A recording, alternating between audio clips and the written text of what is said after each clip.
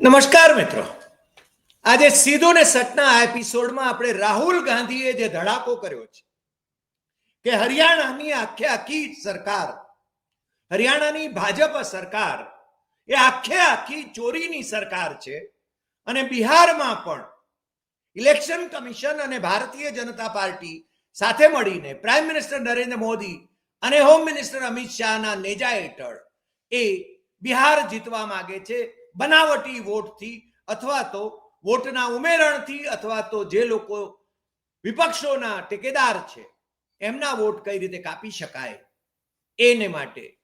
એટલે આજના એપિસોડમાં આપણે જે વાત કરીએ છીએ એ તમારે છેલ્લે સુધી જોવી પડશે, કારણ કે ઇલેક્શન કમિશન તો માત્ર એક જ વાક્યમાં કહેશે કે આ ગપ્પા છે, પરંતુ રાહુલ ગાંધી લોકસભામાં વિપક્ષના નેતા છે, કોંગ્રેસના જવાબદાર નેતા છે અને એમણે આજે જ્યારે ધડાકો કર્યો છે ત્યારે ઇલેક્શન કમિશને એના જવાબો આપવા પડે એ વાત છે ને બહુ સ્પષ્ટ છે. ચીફ ઇલેક્શન કમિશન જુઠ્ઠું બોલે છે. ઇલેક્શન કમિશનના ત્રણેય કમિશનરો એ મોદી શાહના કયાગરા છે અને એ આ બધી રમતમાં સામેલ છે એવું જ્યારે રાહુલ ગાંધી કહે છે ત્યારે દે શુડ કમ ક્લીન. અમે છેલ્લે પણ ઇલેક્શન કમિશનની વેબસાઇટ ઉપર જોયું અને એમના ટ્વિટર એકાઉન્ટ ઉપર પણ જોયું, પરંતુ ઇલેક્શન કમિશન આ સંદર્ભમાં હજુ સુધી અમે જ્યારે વિડીયો રેકોર્ડ કરી રહ્યા છીએ ત્યાં સુધી એણે કોઈ નિવેદન, કોઈ ખુલાસો કર્યો હોય એવું લાગતું નથી. તમને ખ્યાલ છે કે અગાઉ પણ માધેવપુરા અને આલન એ કર્ણાટકના બે મત વિસ્તારો, વિધાનસભા મત વિસ્તારોમાં રાહુલ ગાંધીએ જે દસ્તાવેજી પુરાવા સાથે વાત કરી હતી એને ઇલેક્શન કમિશન નકારી શકે એવી સ્થિતિમાં નથી, છતાં એ ગજગામી રીતે ચાલે છે, કારણ કે એમના આકાઓ જે છે એમને જે સુરક્ષા કવચ મોદી શાહની સરકારે આપ્યું છે કાયદો બદલીને, એના પછી એ લોકો નિશ્ચિંત છે કે એ ગમે તે કરે એમની સામે કોઈ ક્રિમિનલ કે સિવિલ કેસ ક્યારેય નહીં થાય. ભારતીય લોકશાહીની હત્યા, ભારતીય બંધારણની હત્યા કરવાના પ્રયાસો કરીને આ રીતે રાજ્યોની સરકારો એક કબજે કરવાની જે આખી હિલચાલ ચાલી રહી છે એને રાહુલ ગાંધીએ આજે પ્રેસ કોન્ફરન્સ કરી છે ત્યારે એને પડકારવામાં આવી છે અને એમણે આવતીકાલે બિહારમાં પહેલા તબક્કામાં મતદાન છે ત્યારે જે પ્રેસ કોન્ફરન્સ કરી છે એ બિહારના મતદારોને એ જાગૃત કરવા માટે, દેશના મતદારોને જાગૃત કરવા માટે, અને હવે તો ઇલેક્શન કમિશને મતદાર યાદીઓ બનાવવામાં ઇન્ટરનેશનલ લેવલ ઉપર જવાનું પસંદ કર્યું છે, કારણ કે બ્રાઝિલના એક મોડેલને હરિયાણાની મતદાર યાદીમાં 20 વખત મતદાર તરીકે એને સામેલ કરવામાં આવ્યાની વાત પણ એમણે દસ્તાવેજી રીતે આપણને છે ને દર્શાવી છે. અને એ મોડેલ, આમ તો એણે મોડેલનું ચિત્ર પણ બતાવ્યું છે, આપણે થંબનેલમાં પણ એ મોડેલ લીધી છે અને એ મોડેલ બ્રાઝિલિયન છે. એ હરિયાણામાં 20 વખત એના નામે કોઈ વોટ કરે છે, કોઈ વિમલાના નામે, કોઈ રશ્મિને નામે, કોઈ સીમાને નામે, કોઈ સ્વીટીને નામે, કોઈ સરસ્વતીને નામે. આ છે ને શું ચાલી રહ્યું છે એ બાબત આપણે સમજવાની જરૂર છે. બહુ સ્પષ્ટ વાત એ છે કે તમામ ઓપિનિયન પોલ એ હરિયાણા, મહારાષ્ટ્ર એની અંદર એ કોંગ્રેસની સરકારો બની રહી છે, કોંગ્રેસના મિત્ર પક્ષોની સરકારો બની રહી છે એવું દર્શાવતા હતા. છતાં પોસ્ટલ વોટમાં તો ગોટાળા કર્યા જ છે એની એ વાત કરે છે, પરંતુ હરિયાણામાં 2 કરોડ મતદારોમાંથી 25 લાખ જેટલા બનાવટી મતદારો, એનો દસ્તાવેજ એ રાહુલ ગાંધીની પાસે છે અને દસ્તાવેજ કરતા પણ એ કહે છે કે 25 લાખ કરતા પણ વધુ બનાવટી વોટ એ આમાં સામેલ હશે, પરંતુ અમારી પાસે જેટલા 100% સાચા દસ્તાવેજો છે એ દસ્તાવેજોની જ અમે વાત કરીએ છીએ. એટલે ત્યાં 25 લાખ બનાવટી મતદારોના કારણે ત્યાં ભાજપાની સરકાર બની છે, જે ખરેખર તો છે ને ત્યાં કોંગ્રેસની સરકાર આવવાની હતી એવું છે ને રસ્તા ઉપર જનાર બાળક પણ કહેતું હતું. પરંતુ ભારતીય જનતા પાર્ટીના ચીફ મિનિસ્ટર ત્યાં આગળ જે નવા ચીફ મિનિસ્ટર બનાવ્યા, એમણે પ્રેસ કોન્ફરન્સ જે કરી હતી ને એની અંદર કહ્યું હતું, મતદાન પછી કહ્યું હતું કે આપણે બધી વ્યવસ્થા કરી લીધેલી છે, તમે નચિંત થઈ જાજો. એટલે રાહુલ ગાંધીએ એ વિડીયો પણ બતાવ્યો અને એમની કઈ વ્યવસ્થા હતી, કેવી વ્યવસ્થા હતી એની વાત પણ આજની પ્રેસ કોન્ફરન્સમાં કરી છે. એમણે, મેં તમને કહ્યું એમ કે 8 સીટો કોંગ્રેસ ત્યાં હારી છે. હરિયાણામાં કોંગ્રેસ હારી છે માત્ર 22,000 વોટથી. 8 સીટોના કુલ 22,000 વોટથી કોંગ્રેસ હારે છે, પરંતુ 25 લાખ જેટલા બનાવટી વોટરો ત્યાં વોટિંગ કરે છે. ઉત્તર પ્રદેશના લોકો, ઉત્તર પ્રદેશના ભારતીય જનતા પાર્ટીના સરપંચ અને એમના પુત્ર એના દસ્તાવેજી પુરાવા સાથે એ વાત કરે છે. અને બીજું કે અહીંયાથી જે લોકસભાની અંદર જે કોંગ્રેસ સમર્થક મતદારો હતા એમાંના કેટલાકના નામ આ વિધાનસભાની, હરિયાણાની વિધાનસભાની ચૂંટણી આવી એ પહેલા એને દૂર કરવામાં આવ્યા મતદાર યાદીમાંથી. એ લોકોને પણ એણે રજૂ કર્યા છે. આ બહુ સ્પષ્ટ છે. અને બિહારના પણ એવા મતદારોને રજૂ કર્યા છે કે જે લોકો એ મતદાર યાદીમાંથી એમના નામ નીકળી ગયા છે. એમાં તો એક અપંગ અથવા દિવ્યાંગ જે વ્હીલચેરમાં ફરે છે, એ ગામની બહાર જઈ શકે એમ નથી, છતાં એ ગેરહાજર હતા, એ નહોતું, અવેલેબલ નથી એમ કહીને એમનું નામ રદ કરવામાં આવ્યું છે. મુસ્લિમોના નામ મોટી સંખ્યામાં મતદાર યાદીમાંથી બિહારમાં પણ રદ કરવામાં આવે છે. રાહુલ ગાંધીએ પ્રેસ કોન્ફરન્સમાં આ મતદારોને પણ એમણે ઉપસ્થિત રાખ્યા હતા અને એમના નામ કપાઈ ગયા છે એવો જમુઈ જિલ્લાના એક ગામની વાત એમણે કરી છે. એટલે કે દસ્તાવેજોની બાબતમાં રાહુલ ગાંધી બહુ સ્પષ્ટપણે આ બાબત કહી રહ્યા છે. આજની પ્રેસ કોન્ફરન્સે કુતૂહલ જગાવ્યું હતું. એની જાહેરાત થઈ ત્યારે ધ એચ ફાઇલ્સ એવું એને ટાઇટલ આપવામાં આવ્યું હતું. એટલે કે હાઇડ્રોજન બોમ્બ આવી રહ્યો છે એવું અમને લાગતું હતું, પરંતુ હજુ હાઇડ્રોજન બોમ્બ આવવાનો છે એવું લાગી રહ્યું છે. કારણ કે આજે તો આખી ને આખી હરિયાણા સરકાર એક ચોરીની સરકાર એ ભારતીય જનતા પાર્ટીએ મેળવી છે એવું એમણે છે પ્રતિપાદિત કર્યું છે અને દસ્તાવેજો સાથે પ્રતિપાદિત કર્યું છે. એટલે આ એચ ફાઇલ્સ ભલે એનો પહેલો તબક્કો હોય, પરંતુ એના પછી એ બીજી પ્રેસ કોન્ફરન્સ કદાચ આવશે અને એમાં વારાણસીનો પણ સમાવેશ હોય તો મને બહુ આશ્ચર્ય નહીં થાય.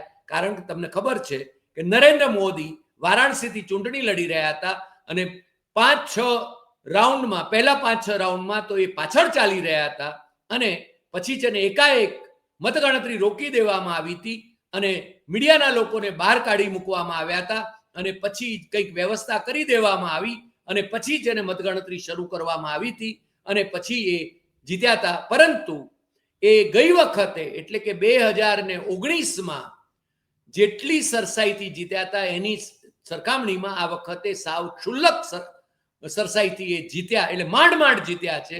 એટલે કે વો જીતે નહીં, જીતાએ ગયે હૈ એવું વારાણસીથી અમને કેટલાક મિત્રોએ પણ જણાવ્યું હતું. રાહુલ ગાંધી કહે છે કે આ મોડેલના નામ એ 10 બૂથ ઉપર બ્રાઝિલિયન મોડેલના એના ફોટા અને એના મતદાર તરીકે જુદા જુદા નામે એ મતદાર તરીકે નોંધાય છે. એના 10 બૂથ ઉપર એના નામ નોંધાયા છે. 22 વખત એના નામ છે અને આ સેન્ટ્રલાઇઝ ઓપરેશન છે. અને આ સેન્ટ્રલાઇઝ ઓપરેશનમાં કોણ સામેલ હોઈ શકે એ ઇલેક્શન કમિશન, ત્રણેય ઇલેક્શન કમિશનરો અને એમાં ખાસ કરીને જ્ઞાનેશ કુમાર જે ચીફ ઇલેક્શન કમિશનર છે એ અને એમના 2 સાથીઓ એ ભારતીય જનતા પાર્ટીના એજન્ટ તરીકે પ્રાઇમ મિનિસ્ટર નરેન્દ્ર મોદી અને હોમ મિનિસ્ટર અમિત શાહના સમર્થક તરીકે એમના હેન્ડ ઇન ગ્લો એમની સાથે રહીને આ રીતે 25 લાખ જેટલા બનાવટી વોટર્સ એમણે આ હરિયાણાના 2 કરોડ વોટર્સની અંદર છે સામેલ કરાવ્યા છે અને બાકીના કેટલાકના નામ કપાવ્યા છે જે સામાન્ય રીતે કોંગ્રેસના સમર્થકો હતા. એવા સમર્થકોના નામ પણ એ લોકોને પણ એમણે એપ્રોચ કરીને એમના શૂટ પણ એની બાઇટ પણ એમણે સંભળાવી છે. માધેવપુરા અને આલન જે કર્ણાટકના જે મત વિસ્તારો હતા ત્યાં 30% જેટલા મહાદેવપુરામાં 30% જેટલા બનાવટી વોટર્સ ઉમેરવામાં આવ્યા હતા. એને કારણે બેંગલુરુ સેન્ટ્રલની અંદર ભારતીય જનતા પાર્ટીનો ઉમેદવાર જીતે છે. એની બાકીની વિધાનસભા સેગમેન્ટની અંદર કોંગ્રેસના ઉમેદવારો જીતે છે, જ્યારે એક જ મહાદેવપુરાની અંદર ભારતીય જનતા પાર્ટીને 1 લાખ કરતા વધારે સરસાઈ મળે છે આ બનાવટી વોટર્સને કારણે, અને એને કારણે એ ત્યાં જીતે છે બેંગલુરુ સેન્ટ્રલમાં. પરંતુ ઇલેક્શન કમિશન તો આ બધી વાતોને બહુ, એ વખતે તો ઇલેક્શન કમિશને કહ્યું હતું કે 7 દિવસમાં રાહુલ ગાંધી એફિડેવિટ આપે. અરે શાને માટે એફિડેવિટ ભાઈ? અને શું તમે કરી લીધું? રાહુલ ગાંધીએ કહ્યું કે હું વિપક્ષનો નેતા છું, મેં બંધારણના શપથ લીધા છે અને લોકસભામાં વિપક્ષનો નેતા છું, એટલે હું જે પબ્લિકમાં કહી રહ્યો છું, આઈ સ્ટેન્ડ બાય ઇટ. હું દસ્તાવેજો રજૂ કરી રહ્યો છું. અને મને લાગે છે કે ઇવન મોદી સરકારે જે ચીફ ઇલેક્શન કમિશનરોને નિમ્યા હતા, એ લોકોએ પણ કહ્યું કે ઇલેક્શન કમિશને આની તપાસ કરવી જોઈએ. અગાઉના રાજીવ કુમાર અને અત્યારના જ્ઞાનેશ કુમાર એ બંને આ રીતે ગોટાળા કરવામાં જાણીતા છે એવું તો પ્રતિપાદિત થઈ શકતું હતું. 25 લાખ ફેક વોટર્સ, 2 કરોડ વોટર્સની અંદરથી 25 લાખ વોટની ચોરી કરવામાં આવે, એટલે કે 12.5% ફેક વોટર્સ. એને કારણે એની સામે 25 લાખ વોટર્સ ખોટા વોટ કરે છે, એની સામે 22,000, માત્ર 22,000 વોટથી કોંગ્રેસ ત્યાં સરકાર બનાવવાથી દૂર રહી છે. એને પરાસ્ત કરવામાં આવી છે અને આ બધું ગણતરીપૂર્વક કરવામાં આવ્યું છે. 5,21,619 જેટલા ડુપ્લિકેટ વોટર્સ એ છે ને એમણે બતાવ્યું. બીજું, એમણે એક મહિલાનું નામ 223 વખત એક જ પોલિંગ બૂથ ઉપર લોકસભાની મતદાર યાદીમાં નોંધાયેલું છે, 223 વખત. અને પછી એસેમ્બલીની ચૂંટણી થઈ ત્યારે એને 2 વખત 2 બૂથમાં એને વહેંચી દેવામાં આવ્યું. એના પણ દસ્તાવેજી પુરાવા એમણે આપ્યા છે. 103 અને 104 નામનું મકાન જે એનો ઉલ્લેખ કર્યો છે, એમાં સેંકડો માણસો એમનો રહી રહ્યા છે. એ બાબત પણ એમણે કહ્યું કે મલ્ટિપલ વોટર્સ આ રીતે છે ને બનાવવામાં આવ્યા છે. અને election commission CCTV record destroy કરે છે, કારણ કે એણે આ પોતાના ગોટાળાઓ એ છે ને ન બહાર આવે એટલા માટે એ છે ને આ પ્રકારનો ધંધો કરે છે. અને એક જ ફોટો મમતા, દુર્ગા, સંગીતા, મંજુ એના નામે એ થઈ રહ્યો છે એવું કહે છે. એ કહે છે કે એક મકાનમાં 66 લોકો નોંધાયા છે, પણ ત્યાં રહેતા નથી, ત્યાં મકાન જ નથી કદાચ. અને બીજામાં કંઈક 500 જેટલા મતદારો નોંધાયાની વાત છે. આવી રીતે પાછા યુપીના મતદારો એ હરિયાણામાં પણ વોટિંગ કરી શકે એવા એને છે ને એ લોકોના વોટર્સ કાર્ડ પણ દસ્તાવેજ તરીકે બતાવ્યા. અને આ રીતે હરિયાણામાં આખી સરકાર એ ચોરીની સરકાર છે. એ વાજબી રીતે ચૂંટાયેલી સરકાર નથી એવું પણ એ બહુ સ્પષ્ટપણે કહે છે. અને એ કહે છે કે આ તો બંધારણની હત્યાનો પ્રયાસ છે અને ભારતીય ડેમોક્રેસીને ખતમ કરવાની દિશામાં ચૂંટણી પંચ અને પ્રાઇમ મિનિસ્ટર નરેન્દ્ર મોદી અને હોમ મિનિસ્ટર અમિત શાહ એ આમાં સામેલ છે. એ રીતે જ બિહારની ચૂંટણીમાં પણ આ જ દિશામાં કામ થઈ શકે એવું અમને લાગે છે. અને બિહારની ચૂંટણી પતી ગયા પછી એ કહે છે કે હું ફરીને પાછો પ્રેસ કોન્ફરન્સ કરીને આ રીતે દસ્તાવેજી પુરાવાઓ રજૂ કરીશ. આજે આટલી વાત. ફરી મળીશું નવા એપિસોડમાં નવા વિષય સાથે. તમને જો આ એપિસોડ ગમ્યો હોય તો સૌથી વધુ શેર કરશો, લાઈક કરશો, કમેન્ટ કરશો, લોકોને જગાડશો. અને આપણી ડેમોક્રેસીને, બંધારણને બચાવવા માટે આપણે બધાએ જાગૃત રહેવું જોઈએ.